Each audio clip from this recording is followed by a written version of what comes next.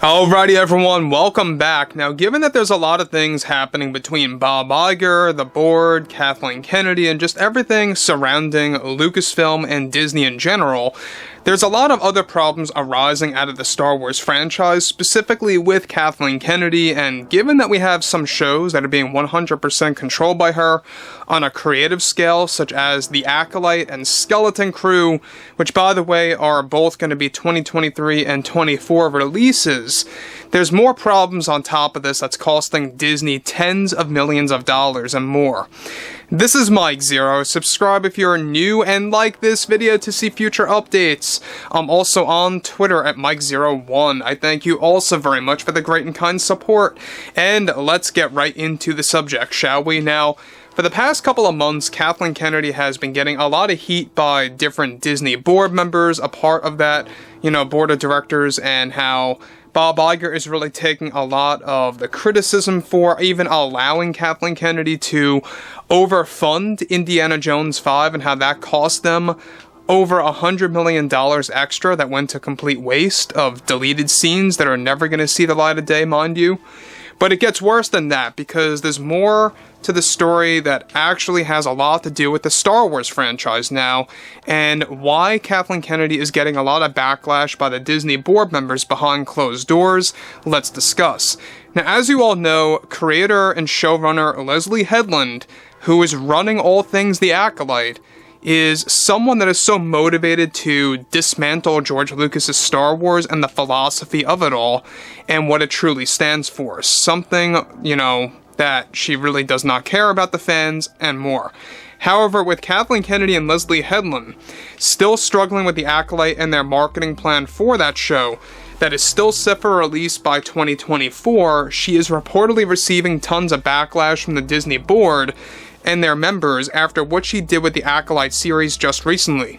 At no surprise, much like what she did with Indy 5 some time ago, she got the approval from Bob Iger for extra tens of millions of dollars for the Acolyte series for specific scenes to be shot that are now going to complete waste as re-edits are beginning to unfold for the Acolyte show, as they are embracing reshoots for this November, unless the writer's strike and everything with SAG persists. Now, this is going to reportedly cost an extra $15 million for reshoots alone, with the other $20 million worth of footage now said to be going nowhere and won't be included in The Acolyte at all. This is to rework the story around Leslye Headland and how she is looking to restructure the Star Wars brands even further by changing elements of the Chosen One prophecy and the true origin of the Jedi, holding evil tendencies that will be shot by this November. Now, guys, let me say one thing about this. Now, we kind of touched on this last week, that she wants to change the origin of the Jedi and the Sith, swapping the roles of good and evil, as well as completely dismantling the true prophecy of the Chosen One, and how there is going to be a new Chosen One in the Acolyte and the Acolyte spin-off series. Basically, ridding of the whole legacy of Anakin Skywalker and putting that to the wayside.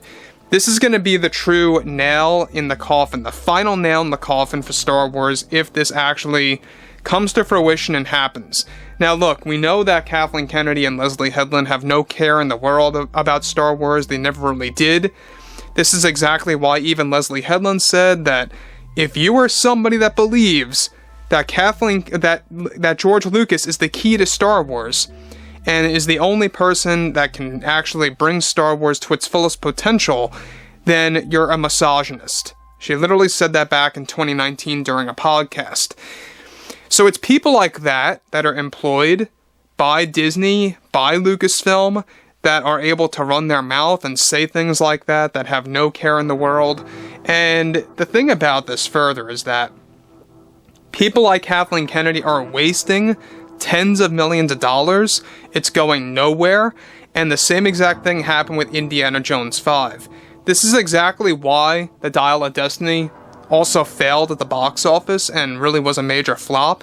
It wasn't just because of disinterest and the lack of storytelling and lack of creative, input by James Mangold and Kathy and Phoebe Waller-Bridge not knowing a clue of where the story was going, but a lot of it had to do with wasted funds.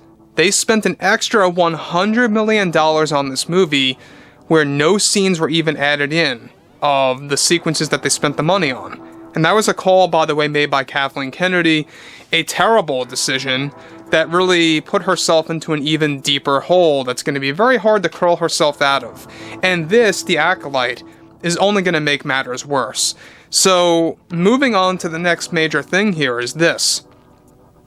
Currently, The Acolyte is aiming for a release date window anywhere between April and June for 2024 as of right now, and it's all highly dependent on the planned reshoots and the strikes, as Leslye is doubling down on these plans. However, Kennedy is facing much backlash from Disney higher-ups after essentially tossing tens of millions of dollars worth of footage for the show.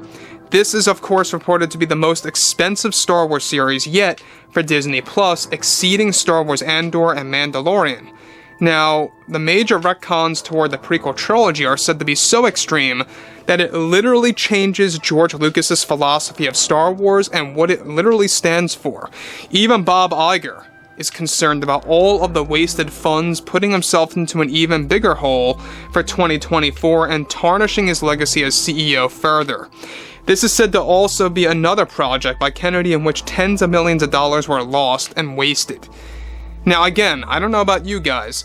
I'm not looking forward to The Acolyte. I have no, faith in this show. I think it's a lost cause.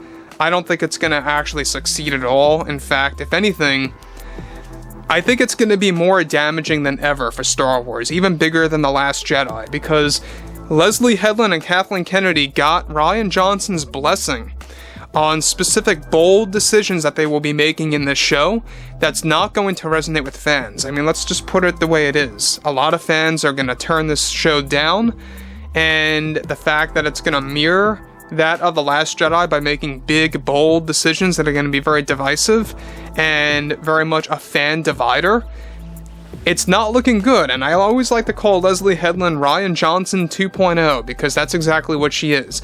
She even went on record before in the past saying that she believes that The Last Jedi was more creative than The Empire Strikes Back, that she believes that Rian Johnson did a phenomenal job on The Last Jedi with Luke and how he was meant to die in that film, blah, blah, blah, blah, blah. It just gets worse and worse as we go down the road.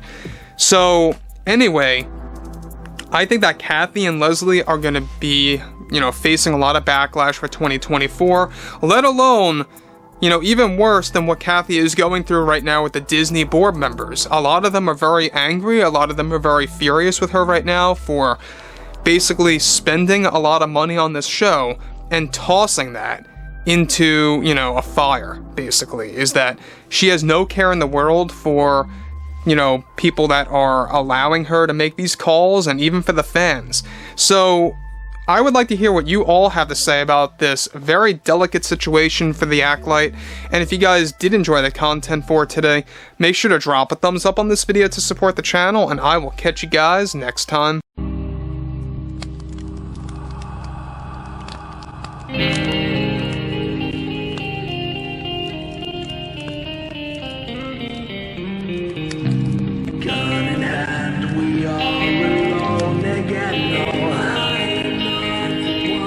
From night to